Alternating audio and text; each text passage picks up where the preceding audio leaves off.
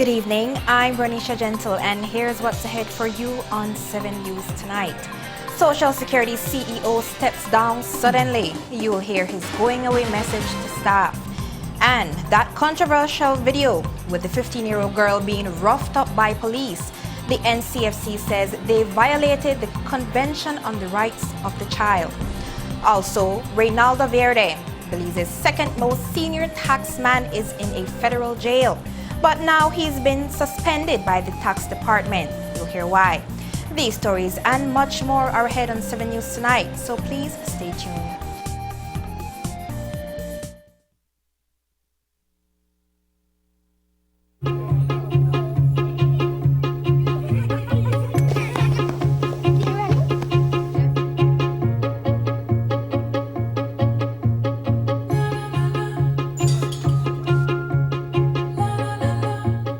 Mom, another neighbor has signed up for DigiNet. Well, son, ever since DigiNet introduced the DigiNet Boost plans, their speeds are unbeatable. What's a boost plan? To boost your DigiNet plans means for as low as $10 more, you get double your speed, the fastest in the entire country. Only $10 and you get double? Whoa, even I can afford that. Ida DigiNet Boost.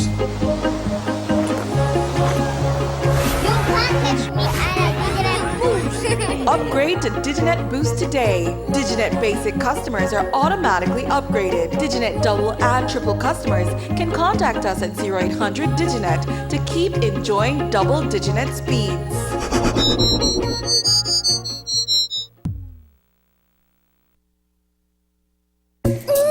They're my favorites! What? Fanta and Sprite, they're my favorites! So? So, the price have gone down! What? Yes, the 12-ounce Fanta and Sprite are now only $1. Really? Really? And the 6.5 Lee glass Fanta and Sprite is 75 cents! This is great news! Yes, they're my favorites! This is Sprite-alicious and fantastic news! Get better prices for Fanta and Sprite at a store near you. Remember, if you bring your pint, prices are only available for mainland Belize.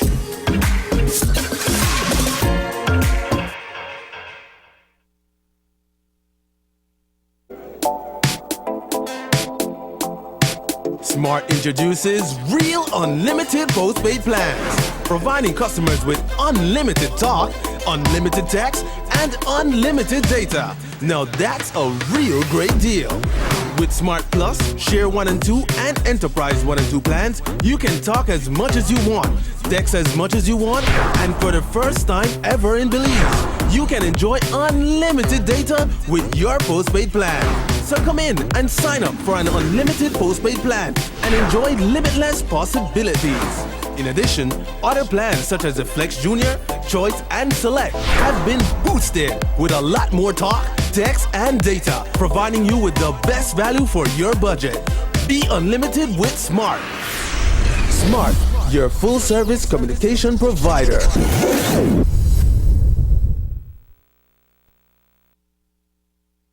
Technology is constantly evolving and is an important part of our everyday lives. That is why we at Atlantic Bank are committed to use the latest technology to make our customers' banking experience easier, convenient, and most of all, secure. We now offer you chip and contactless cards.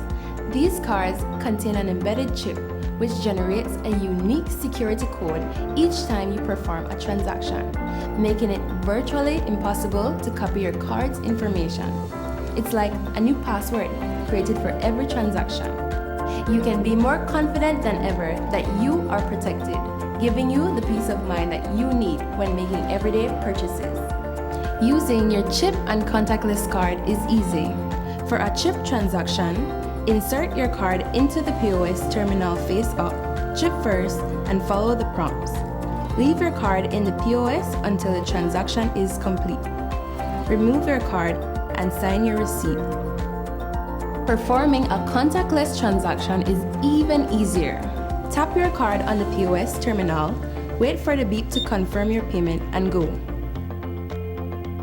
Remember, use your card to make everyday purchases anywhere you see the Visa logo displayed. Atlantic Bank, chip and contactless cards. One card, two ways to pay.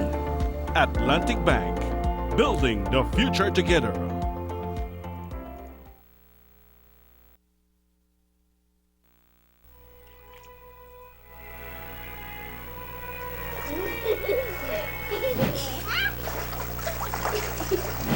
Life moves fast. Be prepared with Sagicor.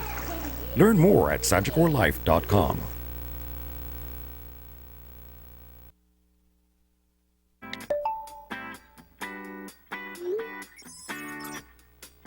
Our customers are the best. They're students, teachers, movers, shakers. They're creators, gamers, storytellers and followers, trendsetters and go-getters. They're DigiFans and they keep us going. So thanks for all the snaps, videos, likes and shares, uploads and downloads, calls, texts, gaming and creating, teaching and learning, because you're why we do what we do. Thanks for being a DigiFan. Digi, always more.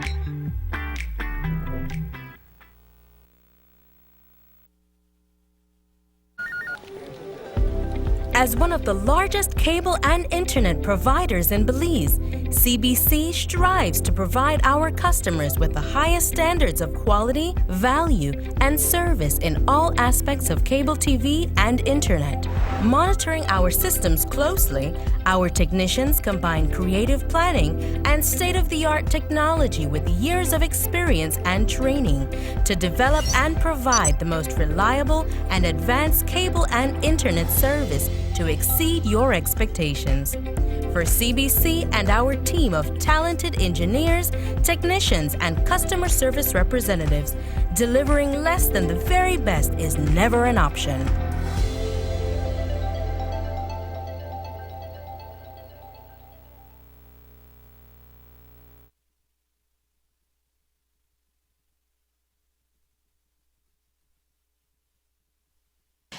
He has been CEO of Social Security since January 2017. But today, Dr. Colin Young announced that he is stepping down at the end of the year. Young sent an email to all staff this evening saying that he informed the board yesterday that he will not renew his contract when it expires at the end of 2019. Young explains that he made the decision after what he calls deliberate thought and much self-reflection. He also tells staff that the board of directors will immediately commence the recruitment of a new CEO to ensure a smooth transition. While no one knows for sure why Young is leaving, we know that he took a beating when he did what hadn't been done for 16 years. Under his leadership, Social Security revised the contribution schedule and increased payments made by employers and employees. That was a tough pill to swallow and to administer, and it may have taken its toll on Young, who is a doctor of ecology. His departure is considered bad news for the Social Security Board, which will now have to find its fifth CEO in 12 years. They were shot in a firefight with police after they landed a drug plane on the coastal highway 18 days ago. And after spending time recovering in the hospital, 2 injured Honduran businessmen were arraigned today, flanked by a huge security detail comprising of the BDF and the GSU.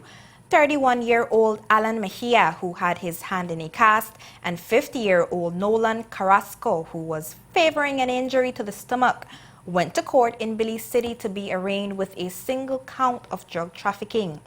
In court, the duo was unrepresented, and Senior Magistrate Tricia Pitts Anderson explained to them, through an interpreter that is, that due to the size of the bus, which is over a ton, no bail can be granted.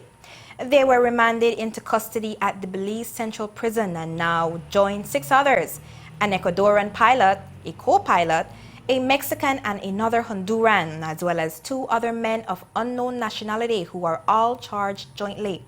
6 of the 8 are due back in court on November 12, 2019. For the last 2 nights, we've been reporting on the viral video of a teenage girl being subjected to a humiliating and physical beating at the hands of police in broad daylight on a busy street. Yesterday, her parents told us how horrified they were to see how the police treated their daughter. Today, the National Committee for Families and Children issued a press release saying, quote, "The manner in which the situation was handled resulted in the child being disrespected and demeaned publicly." Today, NCFC's communications officer told us that while the situation demonstrated a lack of police training, it was also a specific violation of Article 19 of the United Nations Convention on the Rights of a Child. The Article 19 speaks to the right of a child not to be mistreated. And if you looked at that video, the child's rights, she was being mistreated in terms of not only physically, but also the fact that her clothing, her underwear was exposed and all that. When we looked at the video, it was very disturbing on several levels because our role is to protect the rights of children, and we take that very seriously. No, we're not an implementing agency, so we work with partners to ensure that the rights of children are respected. And when you looked at the video, you saw that the rights of the child was being violated. Now, that's not to say that we're condoning the action of the child, because we keep saying that with rights comes responsibilities and respect. So we're not condoning the actions of the child. However, we believe that as law enforcement officers, those officers out there lost control of the entire situation at some point. And we believe that with proper training, the situation could have been handled differently. We need to be careful and remember that at all times we must respect the child's right. We conduct trainings on the Convention on the Rights of a Child regularly, and so whenever something like this comes along, it raises a flag for us, because obviously it shows that there is much more need for education and awareness in situations like these. Well, what we would hope, and we're planning to get in touch with the Commissioner of Police, because that situation earlier this week shows that there is a need for officers to be trained. And that is extremely important, because we know that being a police officer in this time is not easy. We accept that because we know that they are facing a number of challenges that we can't even begin to understand. But from our end, we always have to keep thinking about children. That's the core of what we do. For us, we have to keep looking at the welfare of our Belizean children. The NCFC will continue to provide training for their various partners and continue in their mission to ensure the well-being of Belizean children. Today, the acting Prime Minister and the Minister of Education and Youth, Patrick Faber, also commented on the lamentable case where so many things went wrong. Faber mostly shielded away from the issue, acknowledging only that it is a complicated case for the teenager's parents, the police, and the youth hostel. I have not seen the video myself, actually. I got glimpses of it in the news last night. But from what I am told, we need to be careful of how we jump on these situations. The young lady, very regrettably, is a very troubled young person. I am told, in fact, you've heard from the news last night, her father speak about how difficult she was to control in the home.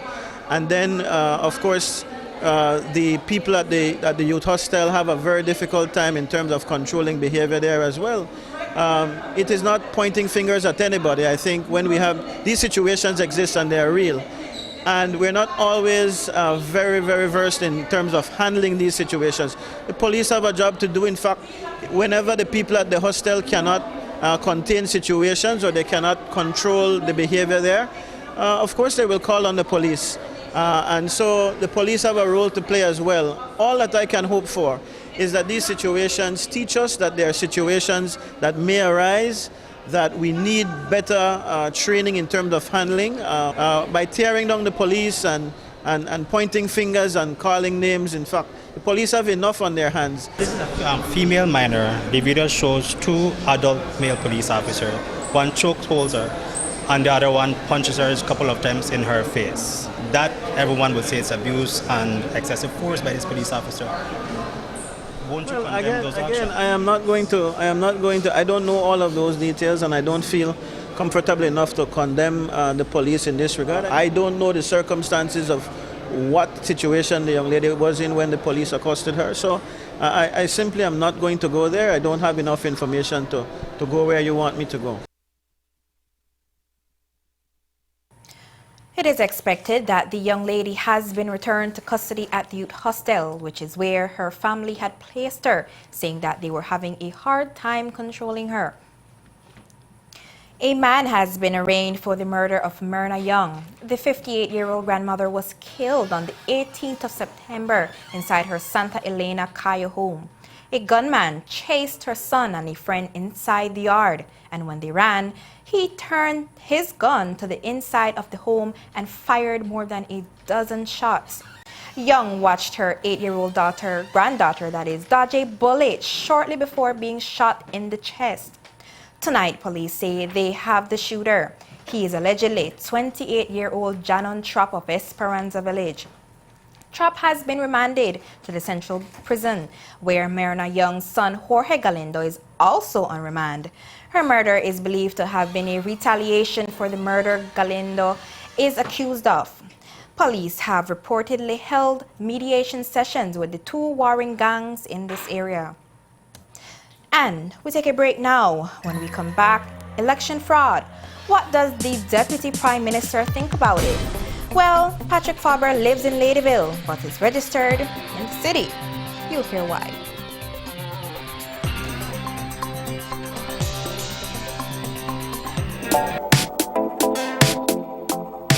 Smart introduces Real Unlimited Postpaid Plans, providing customers with unlimited talk, unlimited text, and unlimited data. Now that's a real great deal. With Smart Plus, Share 1 and 2, and Enterprise 1 and 2 plans, you can talk as much as you want, text as much as you want, and for the first time ever in Belize, you can enjoy unlimited data with your postpaid plan. So come in and sign up for an unlimited postpaid plan and enjoy limitless possibilities. In addition, other plans such as the Flex Junior, Choice, and Select have been boosted with a lot more talk, text, and data, providing you with the best value for your budget. Be unlimited with Smart. Smart, your full-service communication provider.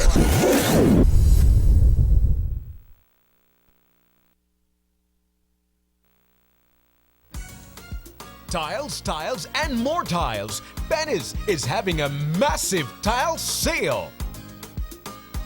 For the entire month of September, get great deals on every single tile at Benny's. Ceramic tile, porcelain tile, glass tile, stone tile, and HD tile. Also, come and see a wide selection of new arrivals featuring additional blue light specials starting at a low $1.50.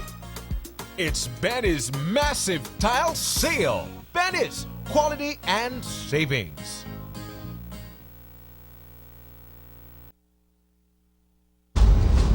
Take a journey with us to endless possibilities. Our future as a country is now. Diginet Boost is countrywide. Taking Belize into the future, a nationwide technological evolution. As the most advanced fiber connection, Diginet Boost is a step forward into a modern world. Belize is powered by Diginet. Diginet Boost, now available countrywide.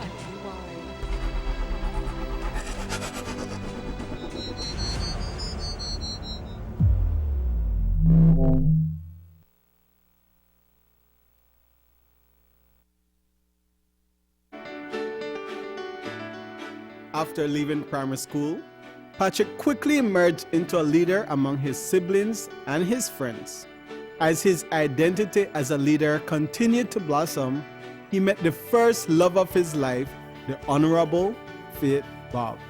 We were beginning to prepare for our campaign meetings, and he came to me and he said, I want to talk tonight. And I said, really?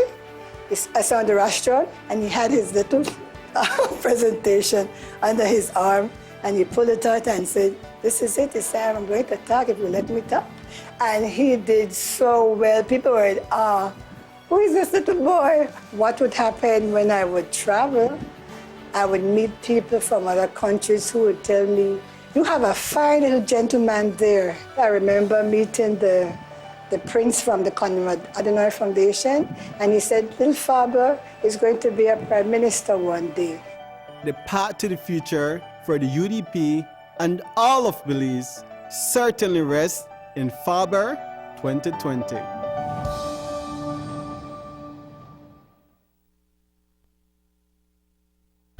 Fantasy 5, the biggest game in Belize, continues to do it bigger and better than any other. Fantasy 5 pays out $500 for matching 4 numbers and $25 for matching 3 numbers. Match the letter drawn and claim your free ticket. Get all 5 numbers drawn on game night and you are the winner of the jackpot plus the accumulated amount. It is without a doubt Fantasy 5 is the best. Fantasy 5 continues to draw live on Belize Into the Bone and Channel 7 every Tuesday, Thursday and Saturday at 8 p.m. It's the best game in Belize. Fantasy 5. We bring entertainment and dreams into people's lives.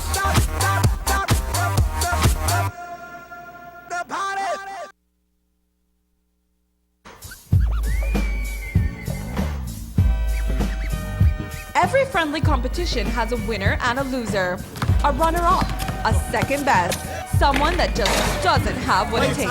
Our friends know this feeling all too well. Since Digi introduced their new prepaid data plans, Digi fans have been happier than ever.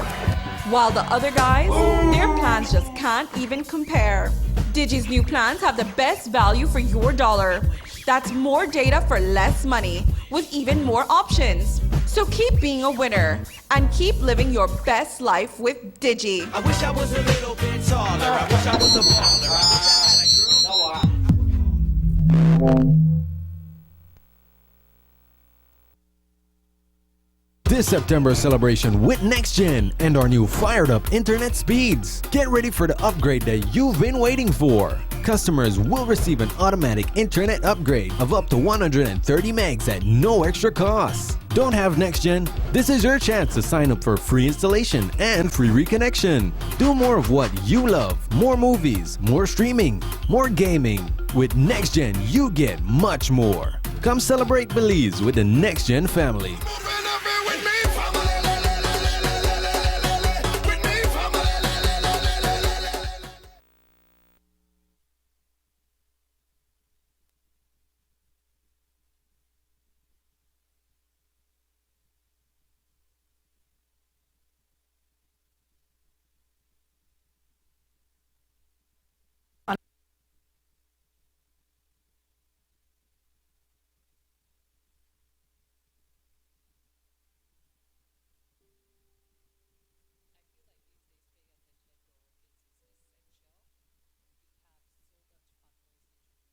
Life where we need to pay more attention and be keen on what's happening around us. When I'm driving with kids, before we even go anywhere, there are rules. After speaking like 2 times and there's nobody listening, I pull over the car. I can't look back. I have to pay attention to the road. My eyes need to be on the road at all times, because as much as I want them to stop, looking away is putting their life in danger, and mine and everybody else on the road. So I have to keep my eyes on the road. There could be another mom coming the opposite way doing the same thing. None of us paying attention to the road. Sometimes the accidents that takes away that person's life is not their fault. It's somebody else's fault. So we have to be safe for everybody.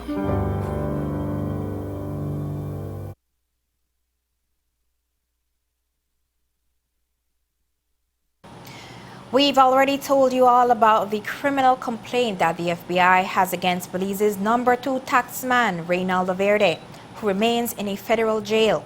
Well, now, after the revelations and allegations of serious professional misconduct in the criminal compliance, the government of Belize is trying to cut ties with Verde.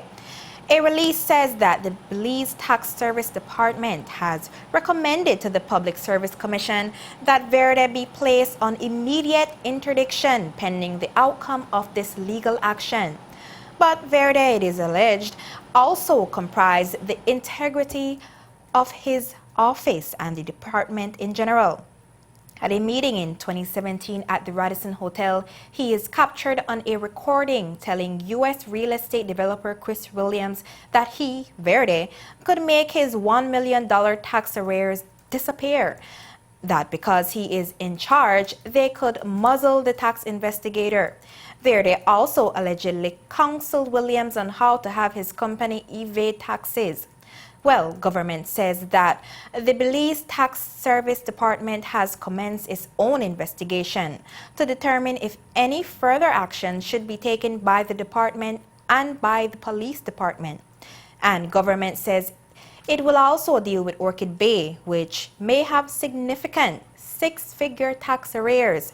The government release says the Belize Tax Services Department has been in communication with Chris Williams, the principal of Orchid Bay Development, and is determined to ensure that all taxes that are owed by this company and other related companies to the Belize government are settled in full. So, all the negative attention on this serious but still unproven allegation against the second most senior tax official in Belize has only strengthened the acting Prime Minister's belief that public officials ought to maintain the highest standards of integrity. He discussed his thoughts on that topic with us in an interview this morning. I don't know what else we can say about that. I mean, this is an allegation made against Mr. Verde. I believe it was reported to us that Mr. Verde has been read those charges, and in fact he has denied any guilt in terms of this, and so it is just a matter of the process taking its course. I will say that in my opinion we need to be careful in the public service, and I'm not talking about politicians.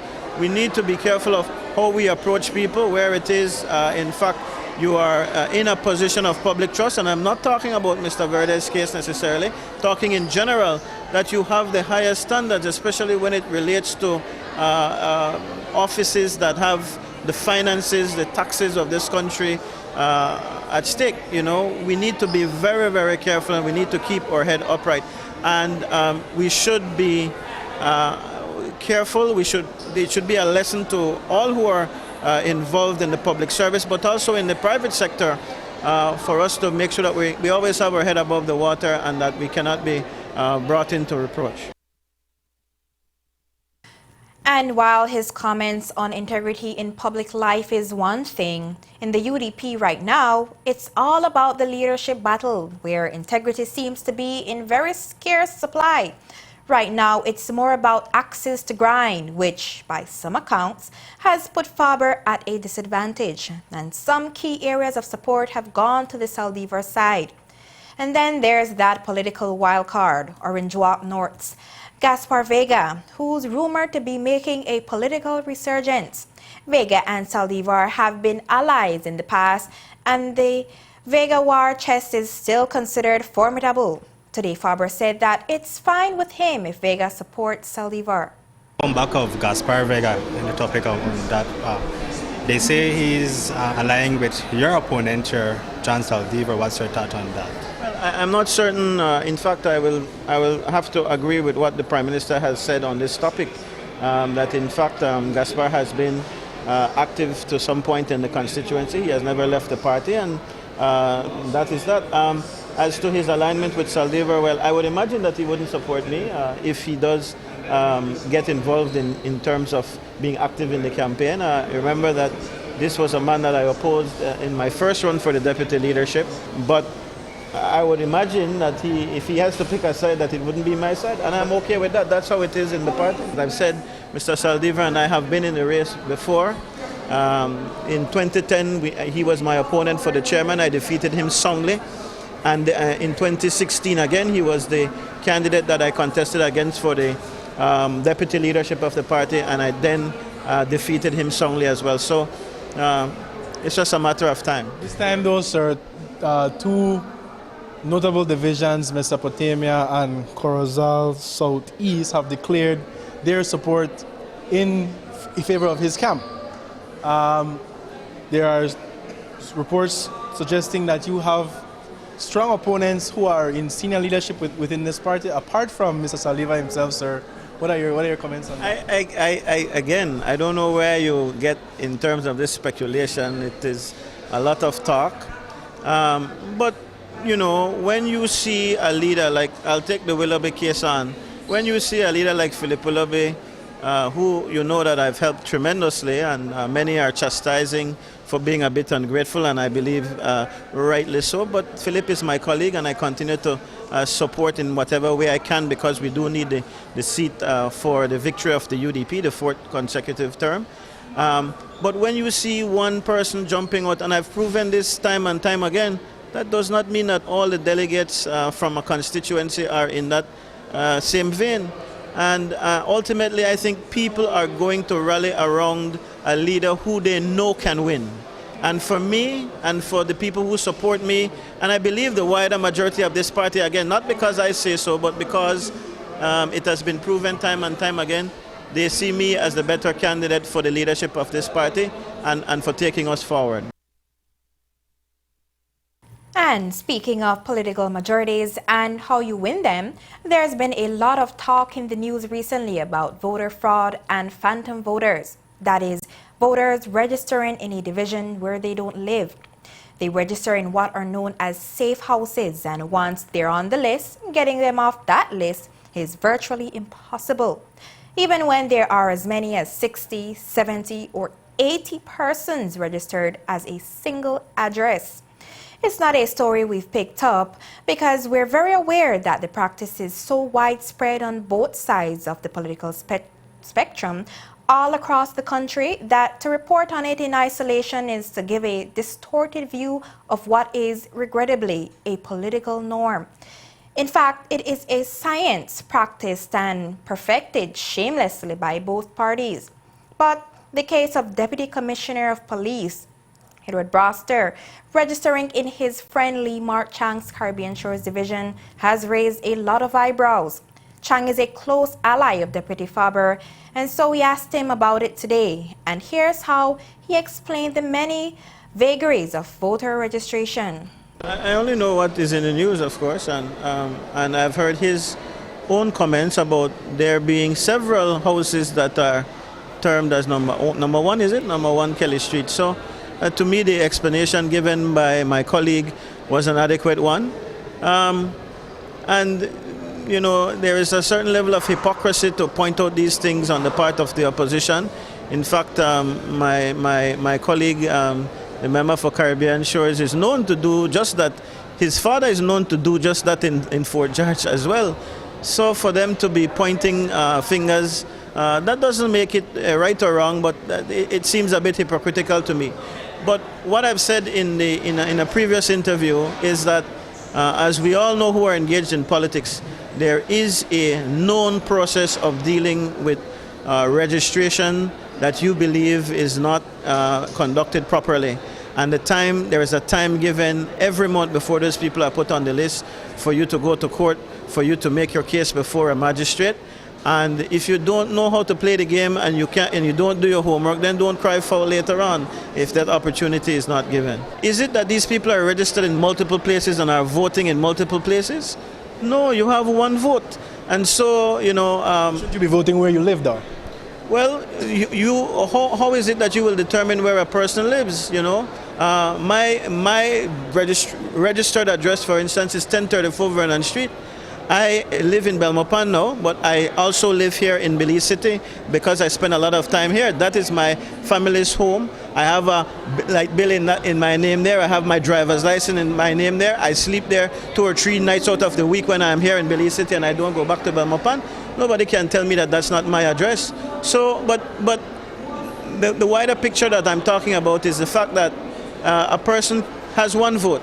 Now, if you were telling me you have people voting in other areas, and this is just my personal view, I'm not commenting on the law at all, but if you're telling me people were voting in Toledo and then they're coming here to Caribbean Shores and in Collet and then they vote again, then that for me would be a bigger problem. But everybody has one vote. For clarity, we said earlier that Faber lives in Ladyville. He said he does not, and stressed to us that he has a home in Belmopan and in the city. And while the UDP is in the process of choosing a new leader, the PUP is choosing the same old deputy leader once again. In episode 100 of the Julius Espat soap opera, the party somewhat sheepishly announced that leader John Briceño, after consultation with the Western Caucus, proposed the appointment of Julius Espat as deputy leader for the West. It's a post which Espat resigned from in June of 2018, saying that the PUP was being guided by bench players. Here are the comments he made on Plus TV at the time. The PUP will use bench players right now to make the decision for the party. The People's United Party have the greatest warriors that this country has ever produced. You have them on the sidelines and they got bench players right now to take the lead. You cannot have bench players playing you're in at the final game of a World Cup. And now, fittingly, Espat is coming off the bench to fill that post which he left behind and which remained unoccupied in his absence. A party release says his return to the post is based on the party's recent successes in the village councils where Espat was working with other members of the caucus. Today, the University of Belize hosted the final day of the first annual Belize Forensic Science Symposium. Organized by the university and the National Forensic Science Service, it brings together leading researchers and students to discuss enhancing, improving, and continuing to build the capacity of forensic departments throughout the region. This event hoped to do just that under the theme Building Solid Foundations Through Partnerships. We found out more from the department's executive director.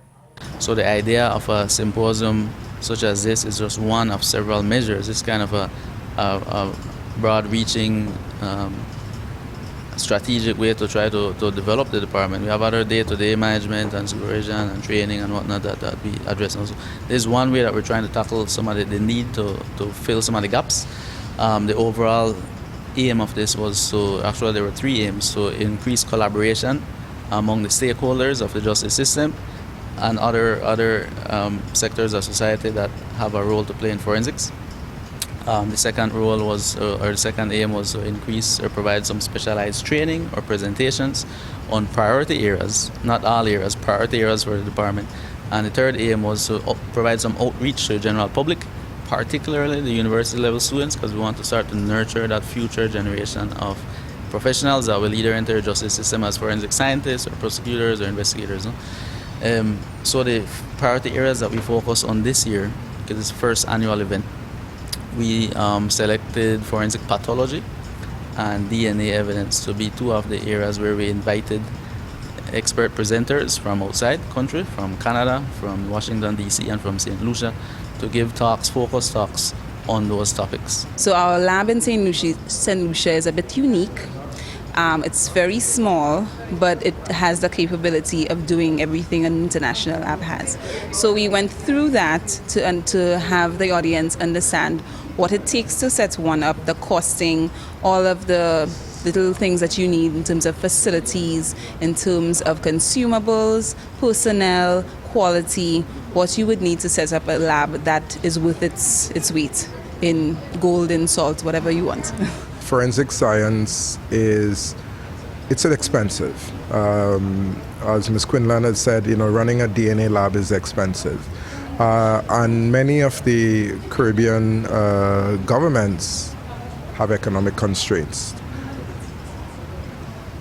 Tied into that is that as far as the political prioritization of societal issues are concerned, forensic science and forensic pathology tend to occupy low priority.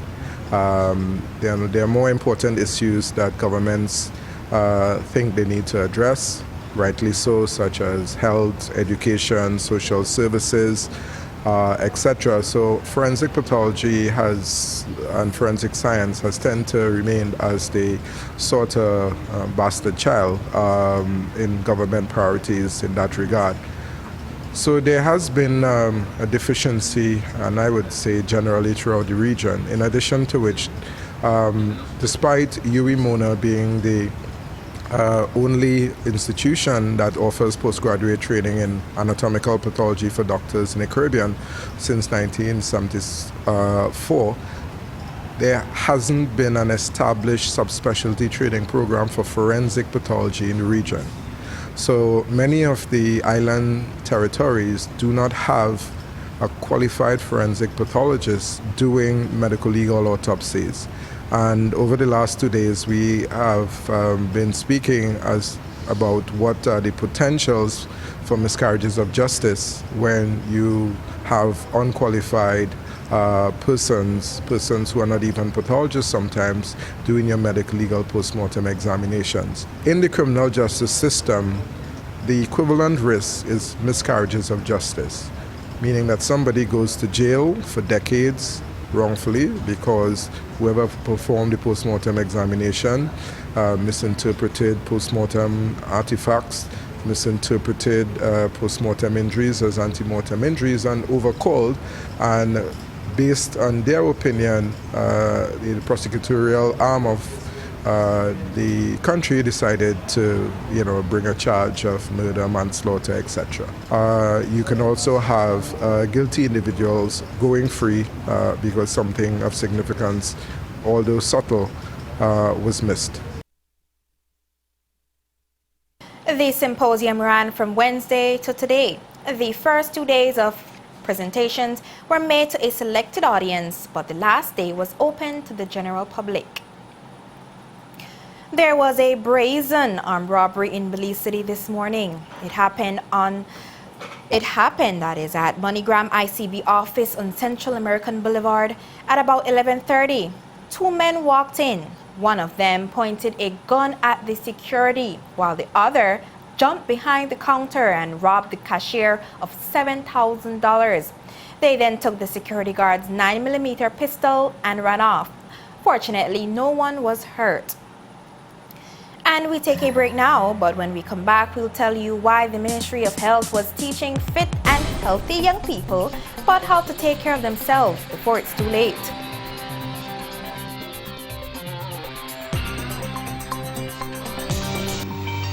Dengue and Zika alert. Do your part by preventing mosquito breeding. The Ministry of Health reminds the public that as we enter the rainy season, be aware of the dangers of dengue, chikungunya, and Zika. These are infectious diseases that are transmitted by the bite of Aedes aegypti and Aedes albopictus mosquitoes. These mosquitoes are most active in early morning and late afternoon. Activities that should be done to prevent dengue and Zika include: avoid having containers that can collect water in your yard. Cover water storage containers such as drums. Change the water in flower pots every 4 or 5 days. These are ideal breeding sites for the mosquito. With the elimination of breeding sites in and around the yard, dengue and Zika can be avoided. Dengue and Zika begin with sudden onset of high fever. Other signs and symptoms include rash, joint pain, eye pain. If you are pregnant or planning to become pregnant, we advise you to visit your nearest health facility. The public is also encouraged to use mosquito repellent spray or lotion on the body or clothing. Do your part by preventing mosquito breeding. A health and wellness message from your Ministry of Health.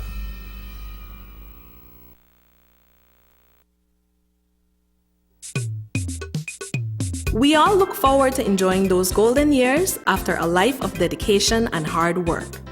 Thanks to Social Security Board, we can enjoy life with a peace of mind, knowing that our savings are there for us now. A retirement benefit is a return on the investment you have made through your SSB contributions. The benefit is either a grant or a pension. If you have at least 26 contributions, you can receive the one-time retirement grant. If you have 500 or more contributions, you will receive the pension, which is a monthly payment. You can claim within 13 weeks of retirement if you're between the ages of 60 and 64 and not employed, or as soon as you're 65. We encourage persons approaching retirement age to check on their contribution history. Want to know more about retirement benefit? Visit our website or contact any of our offices to have someone assist you. Also, be sure to visit our Facebook page and give us a like to stay informed. Social Security Board, safeguarding you, your family, your future.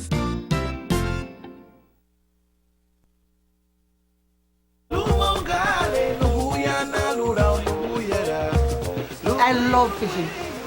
Man, that's the best feeling ever.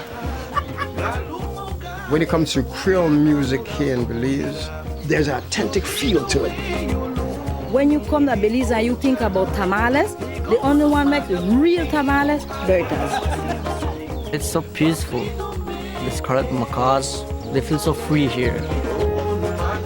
Living in Belize is life. We have a beautiful country. This is a home, Belizean to the bone, boy. This is something that I love. You know you're protecting something that's just amazing. For me, you can't find nothing better. Climbing trees, monitoring my macaws is only in beautiful Belize. Heli. Heli. Technological evolution constantly transforms the way we live our lives.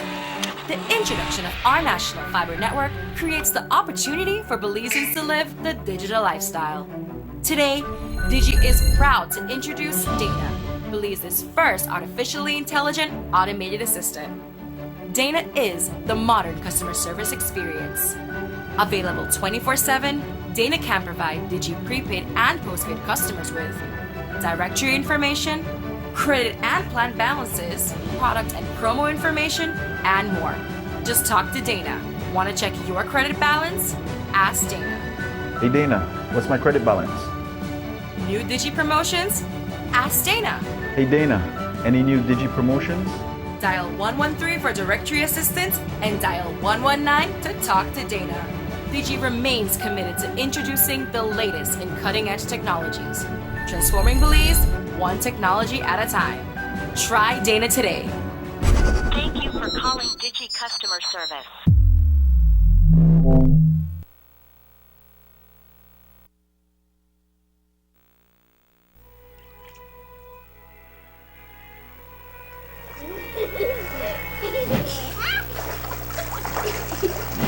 Life moves fast. Be prepared with Sagicor.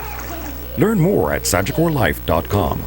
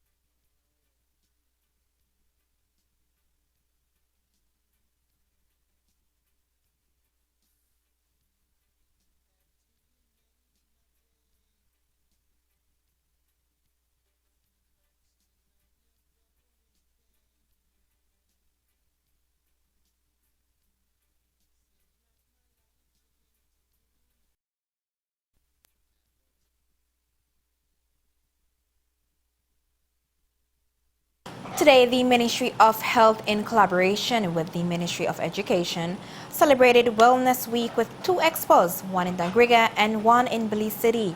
We stopped by the Belize City event, which took place at Anglican Cathedral College, and spoke to a few of the presenters to find out what they are teaching high schoolers about healthy living. The Ministry of Health has different units represented today. So we have the nutrition unit, promoting healthy eating. We also have the vector control unit here, because you know we have a dengue outbreak ongoing. So they're here to also give educational tips in terms of prevention for dengue. We have the public health out here as well. The public health department focuses on food safety, sanitation, in terms of, and also hand washing. And we also have NDAC. NDAC is out here, the National Drug Abuse Control Council, looking at drug prevention for our youths. We also have testing services, so our nurses here, so those who want to test their blood pressure, their blood sugar, to do their weight as well, body mass index, you know a healthy weight is important. We are promoting reducing risk factors, so having a balanced diet, trying to stay away from foods that are unhealthy, such as foods high in fat, sugar, salt, drink more water. You see how hot these days are, so we're promoting water, of course, instead of sugar with beverages, and also to try to include fruits, so we're giving away fruits as well. So you will see mostly healthy foods around at this expo. One major risk factor in the non-communicable diseases is obesity, and it's on the rise in children. I believe it was 1 in 3. Yes, Dr. Bob said it. 1 in 3 in the Caribbean are obese or overweight. And we're talking children, so that means that they're going to grow up to be adults. And if you're starting your life already obese, imagine all the complications and ills, the health problems that you will have as you continue that course. So it's very important to eat right, exercise. Everything is about moderation, and we really want to think about all the other illnesses as well besides just diabetes. Heart disease, the non-communicable diseases as heart disease, hypertension are really as important, and they're really all connected. And everybody really should start thinking about how we can live longer, healthier lives. It's not just if you have something. You want to prevent something from happening. ACC students also got the opportunity to learn about the ongoing dengue breakout and receive some lesser-known tips to help protect themselves. Vector control staff were attached with the public health department, so we move as a unit, right? And it's very, like you said, dengue is on the rise, so it's very important for us to be out here spreading the awareness, and with education, we believe that we can minimize the number of dengue outbreaks as long as people know what to do and how to prevent themselves from getting dengue. Avoid dark clothing in the early mornings and late in the evening. Avoid dark clothing as much as possible because mosquitoes are attracted to these things. If you have stagnant water, what we advise people to do is, if you can't get rid of it, you can put oil in it. What oil does, it stifles the larvae for the mosquitoes, and then hence the reason you have less mosquito breeding. In addition to learning moderation when it comes to food and how to take care of the body, students also received information on recreational drugs and the effects they may inflict on health and wellness. Today we're doing public awareness, and what we're basically doing is providing information on the drug facts about different types of drugs and the different services that we offer at the National Drug Abuse Control Council. 2 main prevalent drugs would be alcohol and marijuana, which marijuana would be the most omnipresent drug at the moment. So that is the reason why we mainly focus on marijuana and alcohol, and also tobacco as well, to provide information and let the children and the youths get the facts about drugs. Marijuana affects the short-term memory, which eventually, if a person begins to depending on how often the person uses, how much the person uses, eventually it can affect the person permanently. Marijuana can also affect the lungs. Any smoke, any foreign substance that is taken into the body can affect the lungs, so it can affect the lungs in that way as well. So there are different, mainly with the brain and with the lungs in that aspect. However, people who smoke marijuana sometimes also smoke tobacco as well, which doubles the risk, right, of affecting the lungs. The ministries hope that bringing awareness of wellness practices to young people will encourage them to start and maintain a healthy lifestyle while avoiding the major pitfalls that can lead to poor health. Reporting for 7 News, this is Charisse Halsall. The management of the Liberty Children's Home in Ladyville today commemorated its 15th anniversary. They opened their doors as a child foster care organization back in August of 2004. And to mark that milestone, they held an open day today at their base in Ladyville. 7 News stopped by to find out a little bit about their journey as an NGO looking after children who have been abused, abandoned, or neglected. Here's what the operations manager had to say about their successes and their current challenges. So Liberty was established in 2004, in August of 2004, and so we are trying to promote Liberty. This is our 15th year of existence here in Belize, and we have a lot of support internationally, and we want to now garner that support locally. So we wanted the business community and local persons to come out and see what's up with Liberty, what we're doing here at Liberty. We have 31 wonderful residents, and we're trying to launch our Sponsor a Child program as well as our mentorship program. Has it been challenging? We know resources are always an issue for any organization. So that's one of the reasons we actually want to try to have more local partners, because it's actually very expensive to run something like this. The day-to-day expenses are really high.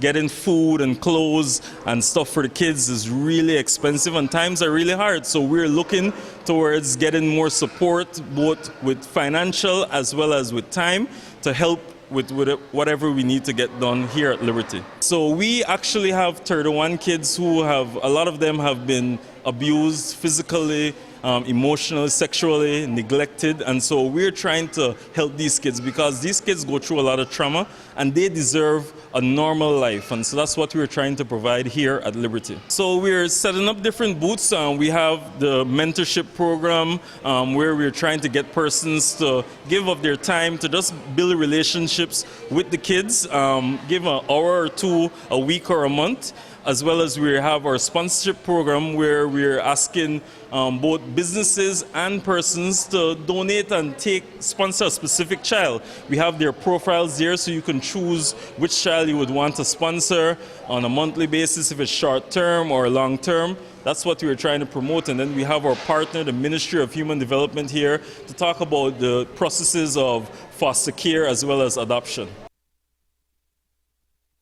The Belize Tourism Board and over 20 major industry stakeholders were also playing host today to over 1,300 secondary and tertiary level students at the country's first ever Belize Travel Expo. Beltravex, as it has been branded, is a unique consumer expo that continues their Belizean Traveler campaign. The organizers envision this as a deal expo where Belizeans will be able to buy vacation packages on the spot at prices far lower than the regular market values. That's completely different from other expos where people go to get information on a product and then decide later if they want to buy it. It is being done this way because the BTB wants to encourage as many Belizeans as possible to become tourists in their own country. These Belizean travelers generate business for hoteliers, tour operators, and other tourism stakeholders, especially during the slow season. And Belizeans get to go on their dream vacations right at home at lower prices. Tomorrow, if you attend the expo, you'll be able to get deals you may not want to refuse. But today, the BTB and those who work in the tourism industry were teaching these youths about the benefits of the industry, as well as opportunities that may be available to them when they finish school. We stopped by the Belize City Civic Center to find out how the event was going. It's definitely been a really great morning. We have more than 22 schools participating, 22 secondary and tertiary level schools. And we were expecting a little over 1,300 students this morning.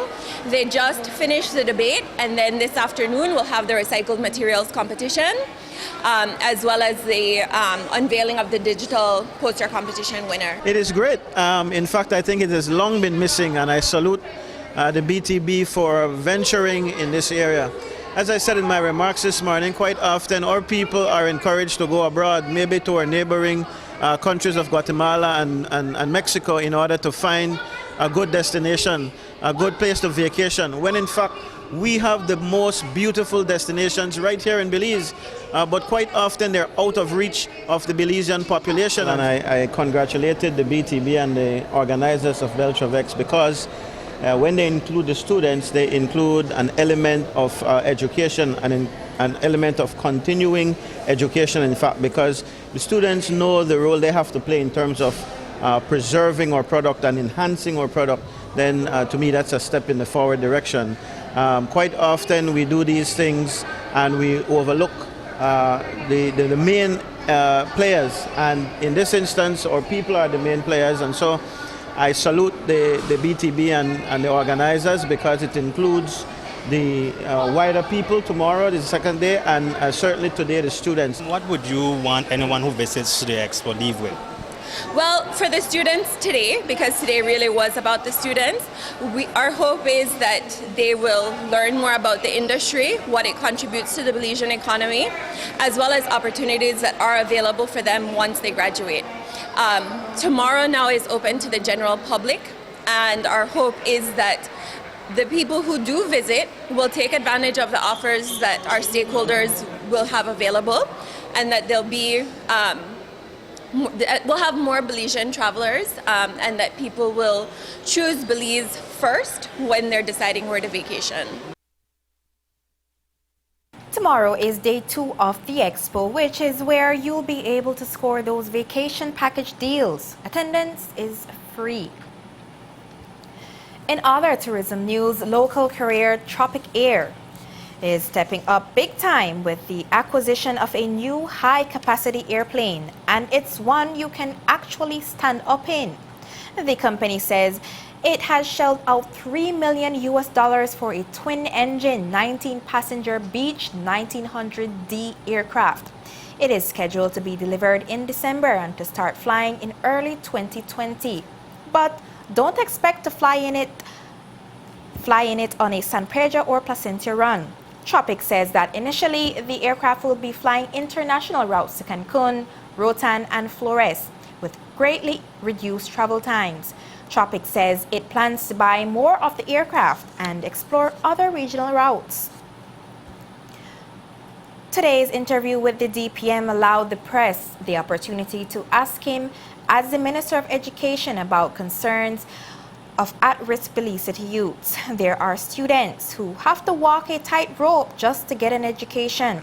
That's because they attend school in one gang territory but live in another rival territory.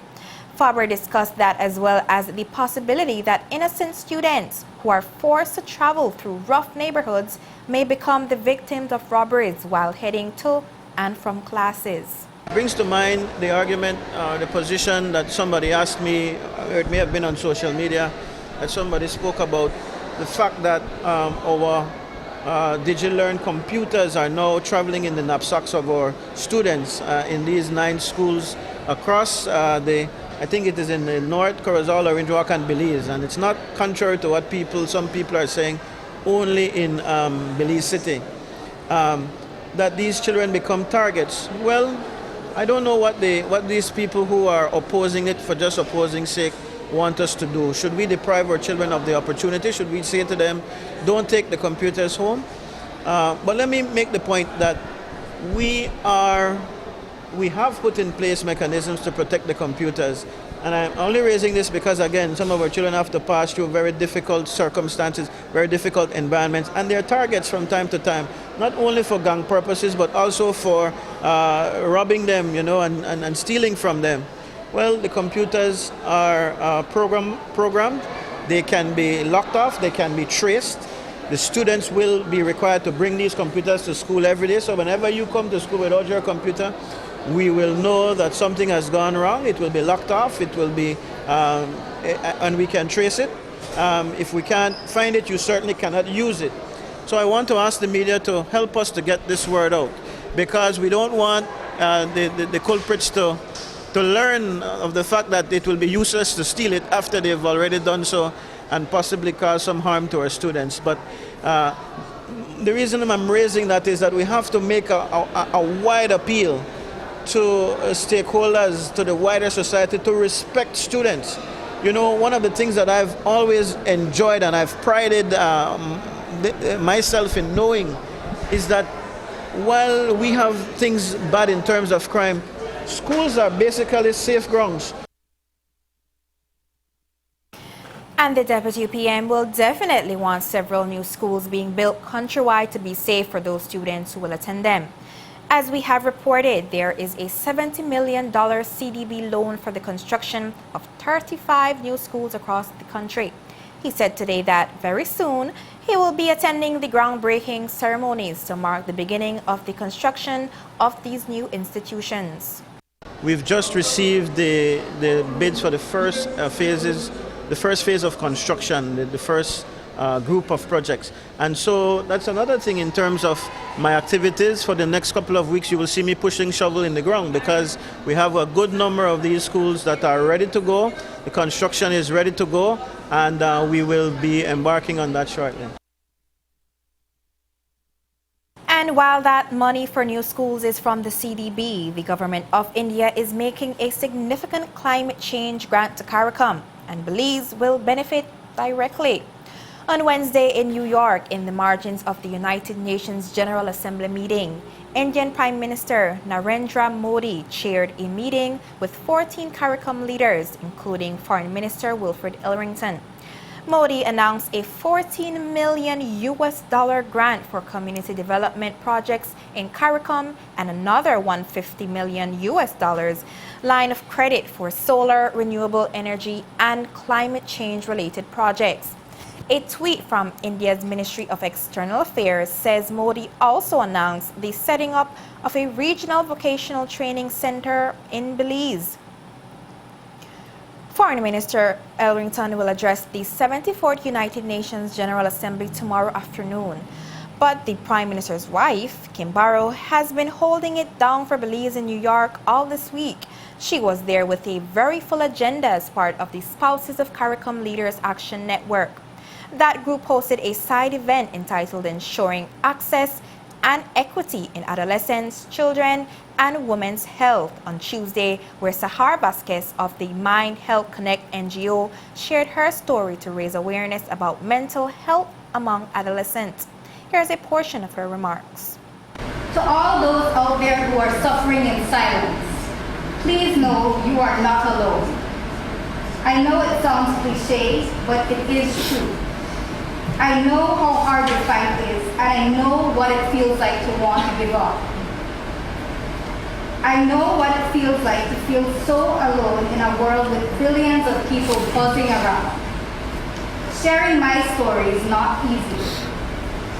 And I hope it makes you feel less lonely and encourages you to ask for the help you deserve or talk to someone, because your illness is real and there is hope.